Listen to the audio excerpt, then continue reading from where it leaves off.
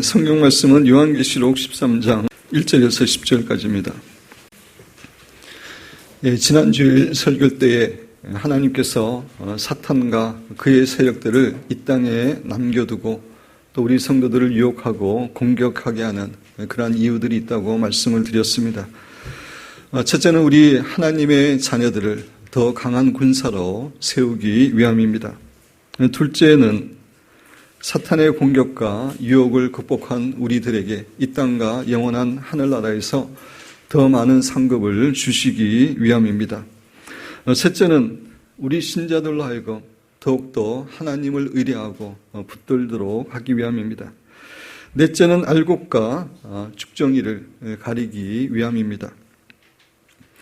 하나님의 관심은 우리의 편안한 삶, 우리의 안락한 삶이 아니라 우리가 영적으로 성장하고 더욱더 하나님의 거룩한 군사로 자라는 것이기 때문에 사탄과 그의 세력들이 우리를 어느 정도 공격하고 유혹하는 것을 그냥 내버려 두고 계시다라고 말씀을 드렸습니다.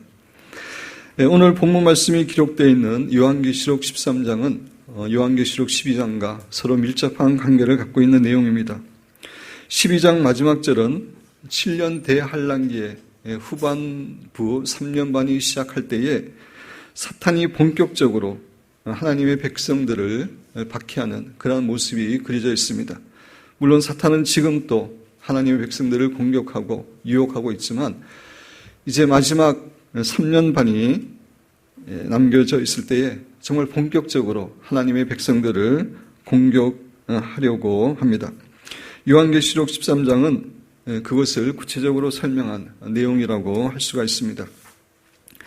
계시록 13장에는 적그리스도와 거짓 선지자가 어떠한 존재인지, 그들이 또 사탄과 어떠한 관계를 갖고 있는지, 그들이 우리 성도들을 어떻게 박해하는지, 또 우리 성도들이 그런 어려운 가운데서 어떻게 승리할 수 있는지에 대해서 우리에게 교훈해 줍니다.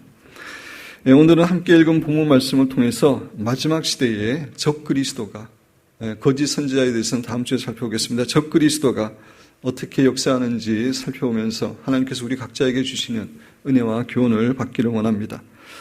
우리 13장 1절 말씀을 함께 봉독하겠습니다. 내가 보니 바다에서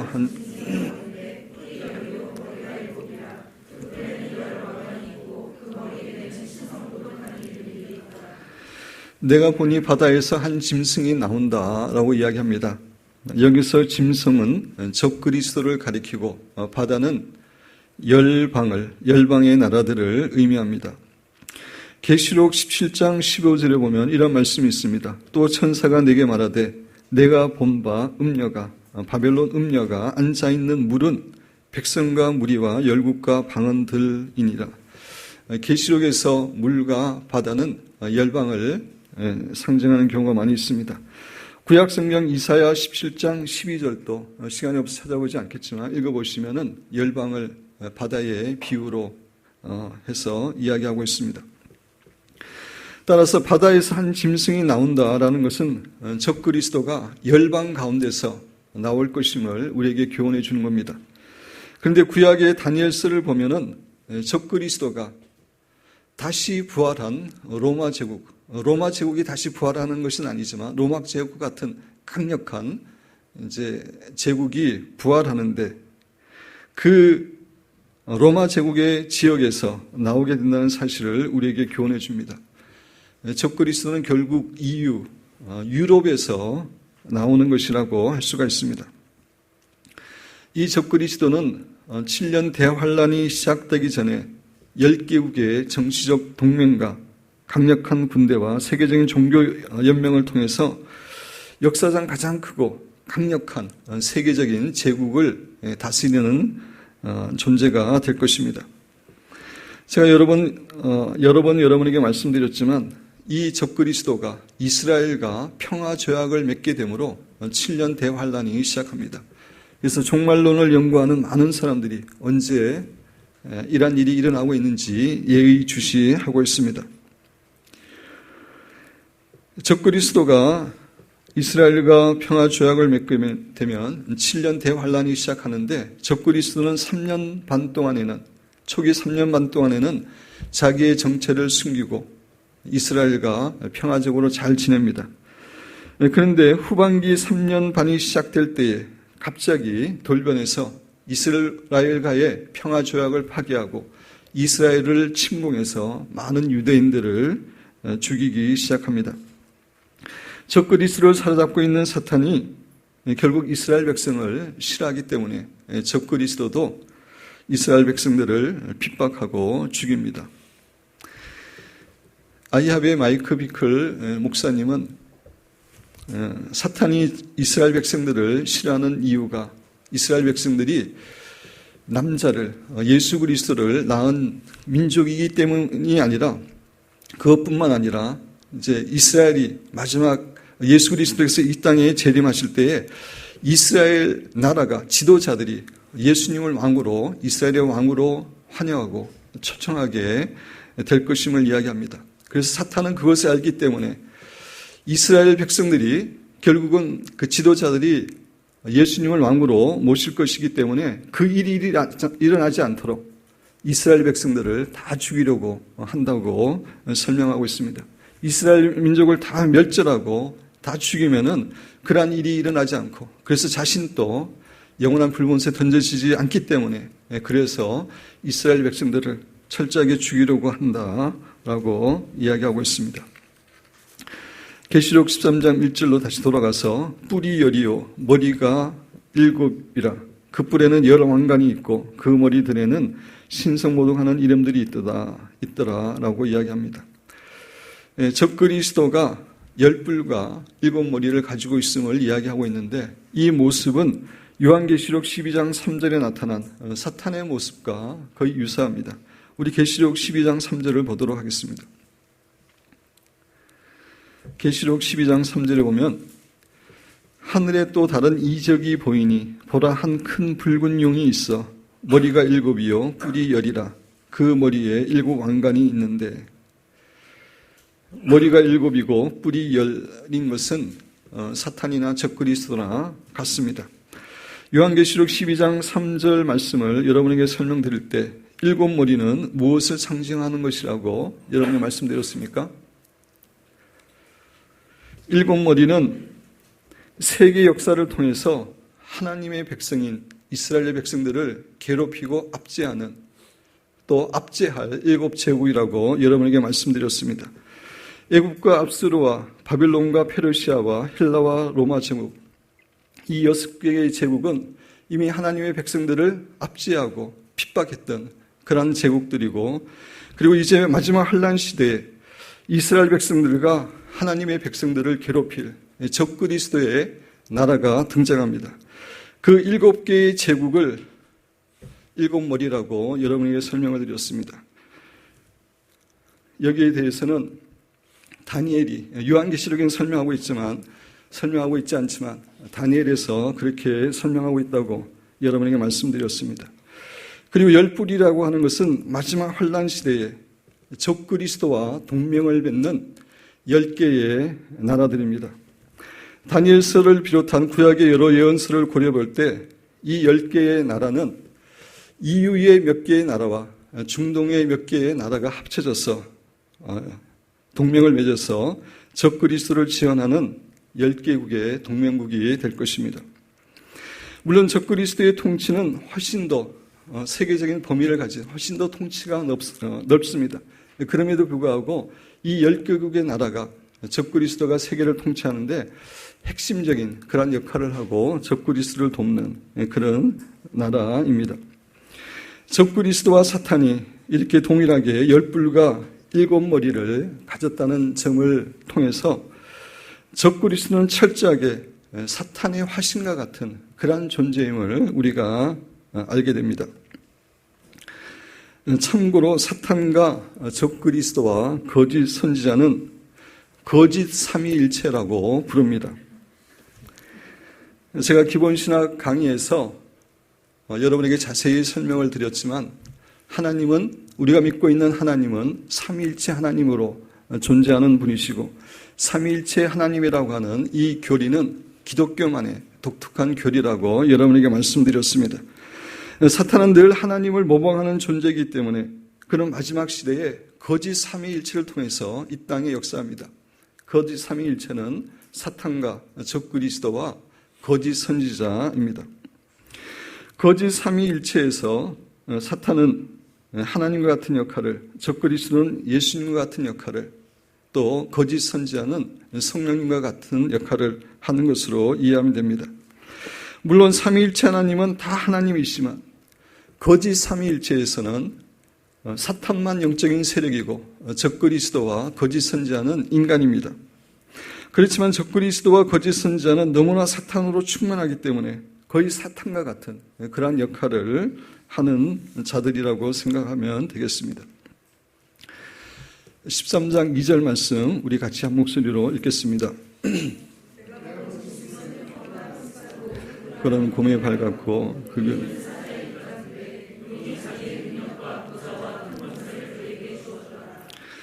내가 본 짐승은 표범과 비슷하고 그 발은 곰의 발 같고 그 입은 사자의 입 같다라고 이야기하고 있습니다.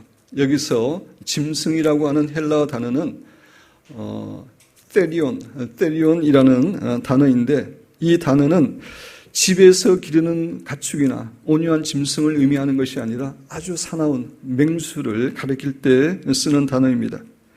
이 단어의 의미대로 적그리스도는 표범과 비슷하고 그 발은 곰의 발 같고 그의 입은 사자의 입 같다고 성경은 표현해 주고 있습니다.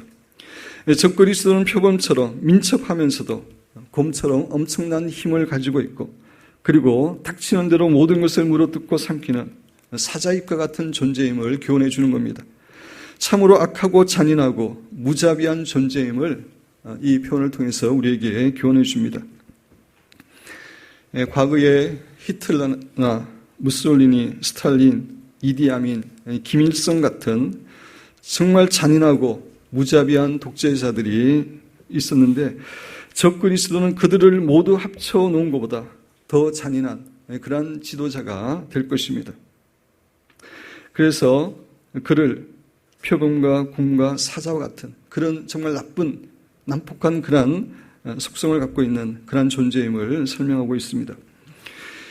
용이 자기의 능력과 보좌와 큰 권세를 그에게 주었더라라고 이야기하고 있습니다. 적그리스도는 엄청난 권력과 경제력과 군사를 가지고 세계를 지배하게 될 터인데 그가 그런 권력과 권세를 가지는 것은 결국 사탄이 그에게 준 것임을 교훈하고 있습니다. 여기서 우리가 잊지 말아야 할 것은 사탄은 사람들에게 권력과 부귀영화를 줄 수 있는 존재라고 하는 사실입니다. 물론 사탄은 하나님께서 허락하시는 범위 안에서 줄 수 있지만 그래도 사탄은 꽤 강력한 권력과 부귀영화를 사람들에게 줄 수 있습니다. 사탄은 그것을 가지고 사람들을 유혹하고 있는 것입니다. 오늘날 많은 정치가들이나 사업가들이나 연예인들 가운데 사단이 주는 그런 권력과 부귀영화를 받고 사탄의 도구로 쓰임을 받고 있는 그런 사람들이 많이 있습니다. 미국과 유럽의 프리메이슨과 연결되어 있는 그 많은 정치가들, 또 많은 국제적인 기업가들, 또 많은 연예인들이 바로 그런 사람들입니다. 연예인들 가운데서는 이미 죽었지만 마이클 잭슨 같은 사람은 정말 사탄과 계약을 맺고 철저하게 사탄을 섬겼던 그런 사람입니다. 요사이는 레이디 가가와 같은 그런 사람도 마찬가지이고 또 우리나라에도 많은 가수들이 사탄의 도구로 쓰임을 받고 있는 상황입니다. 그런데 사탄이 그들에게 권력과 부귀영화를 주는 것은 그들을 사랑하기 때문에 주는 것이 결코 아닙니다. 그것들을 가지고 사람들을 유혹해서 결국 그들을 통해서 자기의 뜻을 이 땅에 이루고 또 자기가 사용한 그 사람들을 다 지옥에 데려가기 위해서 그렇게 하는 것입니다. 그래서 사탄이 주는 권력과 재물과 부귀영화를 누리는 사람들은 결국 다 지옥에 떨어져서 지옥에서 정말 영원히 사탄에게 괴롭힘을 당하고 고통을 당하게 되는 것입니다. 우리가 오래전에 엔젤리카의 간증을 들었지만 마이클 잭슨이 지옥에서 고통받고 있는 그런 모습을 보고 그것을 우리에게 설명해 준 적이 있습니다. 그리고 사탄도 사람들에게 세상적인 권력이나 재물이나 성공을 줄 수 있기 때문에 우리 신자들은 세상적인 성공만 가지고 사람들을 훌륭한 사람이라고 평가해서는 안 됩니다. 하나님만 성공을 주는 게 아니라 사탄도 어느 범위 안에서 그가 줄 수 있는 것이 있습니다. 예를 들어서 많은 사람들이 애플을 만든 스티브 잡스를 위대한 사업가라고 칭찬하고 본받으라고 이야기합니다. 제가 국민일보를 읽어보는데 국민일보의 설교 가운데 목사님들 가운데서도 설교의 예화로서 스티브 잡스를 이야기하면서 이런 사람들을 본받아야 된다고 이야기하는 그런 경우도 있습니다. 그러나 스티브 잡스는 하나님에 의해서 성공한 사람이 아닙니다. 그는 하나님을 모르고 이방 종교를 믿는 사람이었기 때문에 그의 성공은 사탄에게서 온 것입니다. 따라서 우리 신자들은 세상에서 성공했다고 하는 사람들을 그냥 다 훌륭한 사람으로 받아들여서는 안 되고 그 사람들의 배후에서 역사하고 있는 영이 무엇인지 분별할 수 있는 지혜를 갖고 있어야 됩니다. 하나님이 그들에게 성공을 주신 것이 아니라면 결국 사탄이 그들에게 성공을 줬고 그들은 사탄에게 사용되고 있는 사람들입니다. 우리 신자들은 결코 그런 사람들을 위대한 사람으로 평가해서도 안 되고 그러한 사람들을 본받으려고 해서도 결코 안 됩니다. 그리고 우리 신자들은 이 세상의 권력과 부귀영화를 인생의 목표로 해서 살아가서는 안 됩니다. 우리가 그것들을 인생의 목표로 해서 추구하고 살아갈 때 결국 사탄의 올무에 걸리게 돼 있고 사탄의 지배 가운데 빠지게 되기 때문입니다. 우리 신자는 세상적인 성공이 아니라 오직 하나님의 뜻을 행하고 하나님께 순종하고 하나님이 기뻐하시는 거룩한 신자가 되는 것, 그것이 우리의 유일한 삶의 목표가 되어야 됩니다. 그것이 하나님의 나라와 의를 구하는 삶이고 그렇게 삶을 살 때에 하나님께서는 우리가 먹을 것, 입을 것, 마실 것, 우리의 모든 생활을 책임져 주십니다. 구약의 다니엘과 다니엘의 세 친구, 또 우리가 잘 알고 있는 김하중 장로님이나 송기철 장로님 같은 분은 세상의 출세를 위해서, 명예를 위해서 사는 사람들이 아닙니다. 오직 그들은 하나님의 말씀대로 살기 위하여 하나님을 닮아 거룩한 삶을 살기 위해서 애쓰는 그러한 사람들입니다. 그런데 하나님께서 그들의 삶을 신실하게 먹이시고 또 그들에게 세상 사람들에게도 영향을 끼칠 수 있는 그러한 위치에 세워 주시고 있는 것을 우리는 보고 있습니다. 우리 기쁨교회 성도 여러분들도 세상의 출세나 성공을 위해서 살아가는 것이 아니라 정말 하나님의 말씀대로 살아가는 그런 사람이 되기로 결단해서 하나님께서 여러분의 모든 삶을 책임져 주시고 정말 여러분을 세상에서 영향을 끼치는 존귀한 사람으로 만들어 주시기를 주님의 이름으로 축원드립니다. 우리 3절 말씀을 같이 읽겠습니다. 그의 머리 하나가 상하여 죽게 된 것 같더니 그 죽게 되었던 상처가 나으며 적그리스도의 머리 하나가 상하여 죽게 된 것 같았는데 그 죽게 되었던 상처가 나아서 온 땅 사람들이 놀랍게 여겨서 짐승을 따르게 된다라고 이야기하고 있습니다. 아마 적그리스도가 자객의 총이나 아니면 자객의 칼에 의해서 거의 죽게 되는데 그래서 의학적으로 봤을 때는 거의 죽었다고 이렇게 판단 내릴 만큼 그러한 일이 사건이 일어나게 될 것입니다. 그런데 그러한 상황에서 적그리스도가 사탄의 도움으로 기적적으로 살아나게 될 것입니다. 이것은 적그리스도가 십자가에 죽으셨지만 사흘 만에 부활하신 예수님의 모습을 모방하는 것이라고 할 수 있습니다. 그래서 전 세계 사람들은 죽음을 이긴 것처럼 보이는 적그리스도에게 놀라게 되고 그를 인류를 구원할 그러한 지도자로 인정하고 따르게 되는 것입니다. 3절은 그것을 설명하고 있습니다. 4절 말씀 우리 같이 읽겠습니다.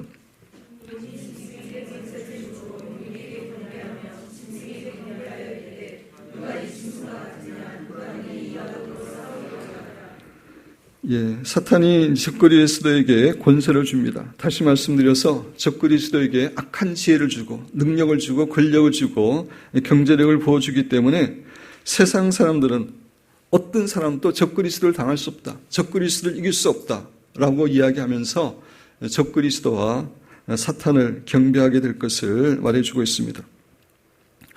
우리 성도들이 예수님과 같은 분은 없다고 그렇게 우리가 찬양을 드리고 있는데, 이제 마지막 시대에 사탄은 세상 사람들로 하여금 적그리스도에게 그렇게 경배하도록 그렇게 역사하는 것입니다. 왜냐하면 적그리스도에게 경배하는 것이 곧 자신에게 경배하는 것이기 때문에 그렇습니다. 5절 말씀 우리 같이 읽겠습니다. 또 짐승이 과장되고 신성모독을 말하는 입을 받고 또 42달 동안 일할 권세를 받으리나. 과장된 말이라고 하는 것은 아주 교만한 말을 의미합니다. 적그리스도는 특별히 7년 대환란기에 이제 후반 3년 반 동안에 아주 노골적으로 교만하게 하나님에 대해서 신성모독하는 그런 말을 할 것입니다. 물론 그전에도 신성모독하는 말을 할 것이지만 마지막 3년 반을 앞두고는 정말 노골적으로 그렇게 신성모독하는 그런 일을 할 것임을 교훈해 주고 있습니다. 6절 말씀 우리 같이 읽겠습니다.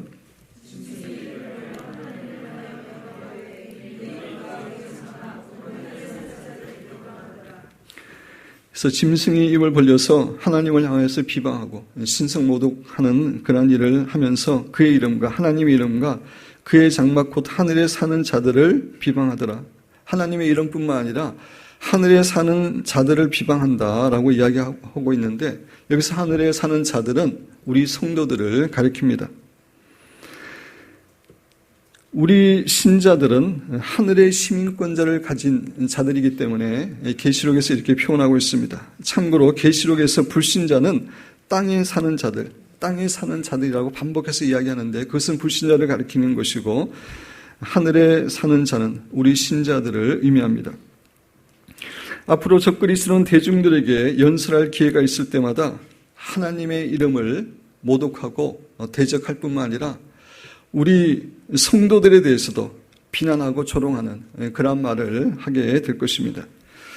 현재도 세상의 지도자들 가운데 그런 얘기를 하는 사람이 있습니다. 오바마 대통령도 제가 동영상을 보니까 성경을 조롱하는 그런 이야기를 하고 있고, 복음주의적인 보수적인 그 크리스찬에 대해서 조롱 비슷한 그런 말을 하는 것을 보았습니다. 이제 마지막 환란 시대에 전 세계에 통치하는 적그리스도는 공개 연설을 통해서 노골적으로 하나님과 우리 신자들을 조롱하고 대적하는 그런 말을 하게 될 것입니다. 우리 7절 말씀을 같이 읽겠습니다. 또 권세를 받아 성도들과 싸워 이기게 되고 각 족속과 백성과 방언과 나라를 다스리는 권세를 받으니, 적그리스도가 권세를 받아서 성도들과 싸워 이기게 된다라고 이야기합니다. 싸워 이기게 된다는 것은 적그리스도와 그의 세력들이 많은 성도들을 이제 순교하게 만드는 것을 의미합니다.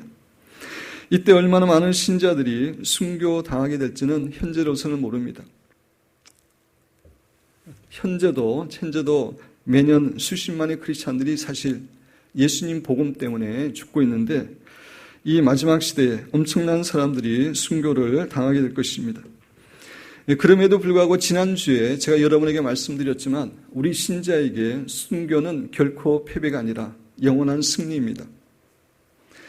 죽음을 앞에 두고 예수님을 부인하고 믿음을 버려서 영원히 지옥에 떨어지는 것이 영원한 패배이지, 끝까지 믿음을 지킨 신자들은 순교를 하더라도 그것이 영원한 천국에서의 상급이 예약되어 있는 일이기 때문에 승리입니다.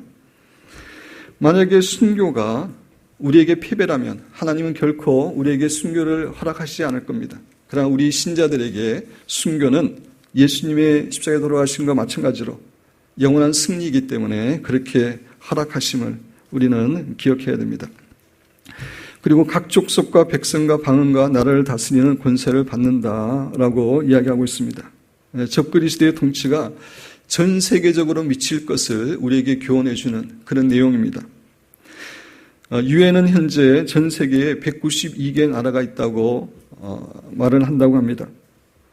그 가운데 10개국은 아까 이야기한 적그리스도와 영맹을 맺는 10개국은 적그리스도에게 충성을 맹세할 것입니다. 그리고 많은 나라들이, 그 숫자를 알 수는 없지만 많은 나라들이 적극적으로 적그리스도의 통치를 받아들일 것입니다. 그렇지만 세상의 모든 나라가 적그리스도의 통치를 받아들이는 것이 아니라 그 나라들 가운데는 적그리스도를 대항하는 그러한 나라들이 있을 것임을 성경은 또한 이야기하고 있습니다. 그래서 우리는 우리나라가 정말 적그리스도에 대항하는 그러한 나라가 되도록 기도하고 소망해야 됩니다. 8절 말씀 우리 같이 읽겠습니다.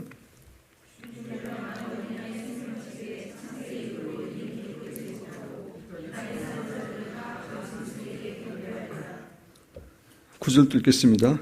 누구든지 귀가 있거든 들을지어다. 어린 양의 생명책이라고 하는 것은 십자가에 못 박히신 하나님의 어린 양, 즉 예수님을 믿고 구원함을 받은 자들의 이름을 기록하고 있는 책입니다. 성경은 반복해서 구원함을 받은 자들의 이름이 기록되어 있는 생명책이 있음을 우리에게 교훈해 주고 있습니다. 그 생명책에 이름이 기록된 사람만 구원함을 받는 것입니다. 그래서 그 이름에 기록되지 못한 이 땅에 사는 자들, 아까 말씀드린 불신자들이라고 말씀드렸죠. 이 땅에 사는 자들은 그들이 다 짐승에게 경배하게 될 것을 우리에게 미리 교훈해 주고 있습니다. 10절 말씀을 함께 읽겠습니다. 사로잡힐 자는 사로잡혀갈 것이요 칼에 죽을 자는 마땅히 칼에 죽을 것이니 성도들의 인내와 믿음이 여기 있느니라.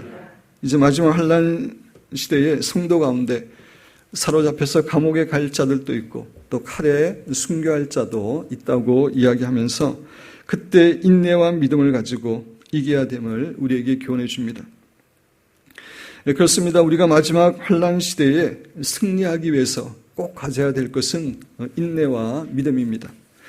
인내라고 하는 것은 환난이나 시련을 끝까지 견디는 것을 의미하고, 믿음은 하나님 아버지를 철저하게 신뢰하는 가운데 죽음 앞에서도 하나님께 대한 충성심을 버리지 않는 것을 의미합니다.